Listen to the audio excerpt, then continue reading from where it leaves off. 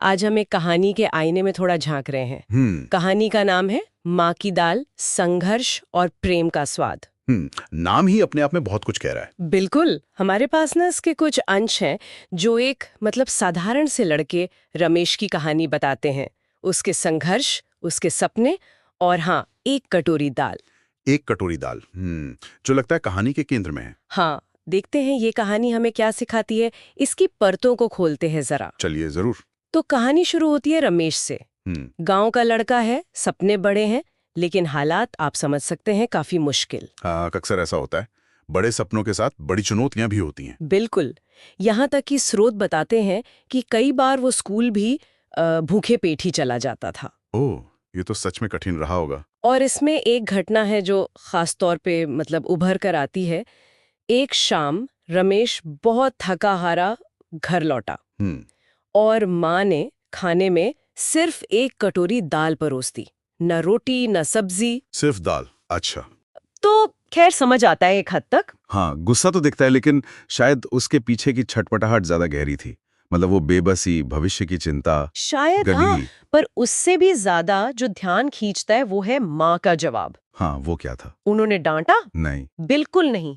वो बस मुस्कुराई और बोली, बेटा, जब तेरे पास सब कुछ हो जाए ना, तब इस एक कटोरी दाल की कीमत याद रखना। वाह, यही भूख तुझे आगे बढ़ना सिखाएगी। वाह, कितनी कितनी गहरी बात कह दी उन्होंने। मतलब ये सिर्फ दिलासा नहीं था, नहीं, ये तो एक तरह से संघर्ष को ताकत में बदलने का गुर सिखा रही थी वो। और ये भी कि अपनी जड़ें मत भूलना। बिल्कुल। और फिर कहानी आगे बढ़ती है। सालों बीत जाते हैं।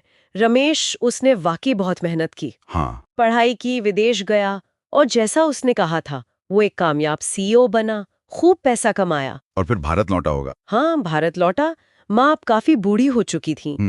तो रमेश ने माँ से पूछा, माँ आपको क्या चाहिए? मैं सब कुछ देने को तैयार हूँ, जो आप चाहें। एक कामयाब बेटे का फर्ज, या कहें प्यार। हाँ, पर माँ ने क्या मांगा, अंदाजा लगाइए। कुछ महंगा, आरामदायक? नहीं, उन्होंने कहा, बस एक कटोरी दाल खिला दे बेटा, क्या? अपने हाथ से, वही स्वाद बरसों से नहीं चखा कर। अरे, ये तो मतलब ये मांग किसी चीज की नहीं थी, ये तो भावना की थी। एग्जैक्टली।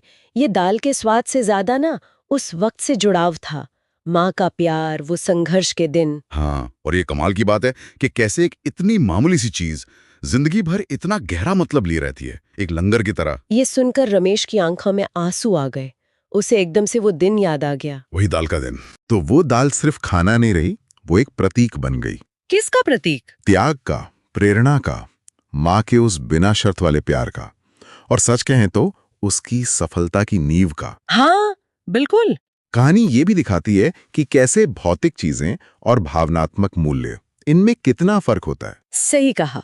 कहानी का सार शायद यही है कि हमारी जड़ें, वो साधारण से अनुभव और वो रिश्ते जो हमें निस्वार्थ भाव से ताकत देते हैं, हाँ, उनका मूल्य अक्सर बाहरी सफलता से कहीं ज्यादा होता है। वही हमें असल में संभालते हैं। बिल्कुल। और यहाँ ना एक सवाल शायद हम छोड़ सकते हैं सोचने के लिए। जरूर। जैसे रमेश के लिए वो दाल थी, किसी की जिंदगी में ऐसी कौन सी साधारण चीज या अनुभव है जो अनजाने में, मतलब उसकी सबसे बड़ी ताकत या प्रेरणा बन गया?